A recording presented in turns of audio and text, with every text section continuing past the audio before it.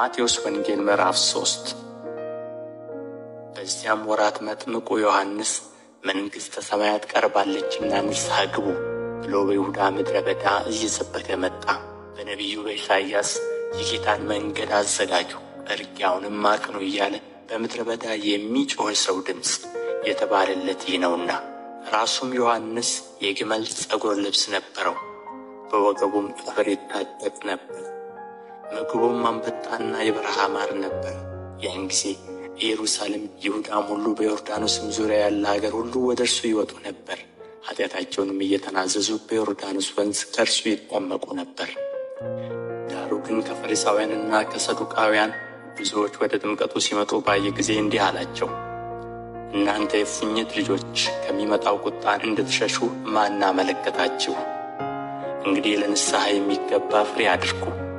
በልባችሁም አብርሃም አባት አለን እንደምትሉ አይምሰላችሁ እላችኋለሁና ከእነዚህ ድንጋዮች ለአብርሃም ልጆች ሊያስነሣለት እግዚአብሔር ይችላል።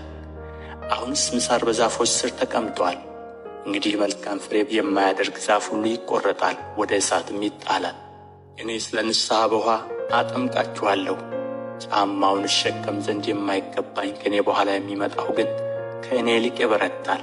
እርሱ በመንፈስ ቅዱስ በእሳትም ያጠምቃችኋል። መንሹም በእጁ ነው፣ አውድማውንም ፈጽሞ ያጠራል፣ ስንዴውንም በጎተራው ይቀዳል፣ ገለባውን ግን በማይጠፋ እሳት ያቃጥለዋል። ያን ጊዜ ኢየሱስ በዮሐንስ ሊጠመቅ ከገሊላ ወደ ዮርዳኖስ መጣ። ዮሐንስ ግን እኔ በአንተ ልጠመቅ ያስፈልገኛል፣ አንተም ወደ እኔ ትመጣለህን ብሎ ይከለክለው ነበር። ኢየሱስም መልሶ አሁንስ ፍቀድልኝ፣ እንግዲህ ጽድቅን ሁሉ መፈጸም ይገባናልና አለው። ያን ጊዜ ፈቀደለት። ኢየሱስም ከተጠመቀ በኋላ ወዲያው ከውኃ ወጣ። እነሆም ሰማያት ተከፈቱ፣ የእግዚአብሔርን መንፈስ እንደ ርግብ ሲወርድ በእርሱም ላይ ሲመጣ አየ። እነሆም ድምፅ ከሰማያት መጥቶ በእርሱ ደስ የሚለኝ የምወደው ልጄ ይህ ነው አለ።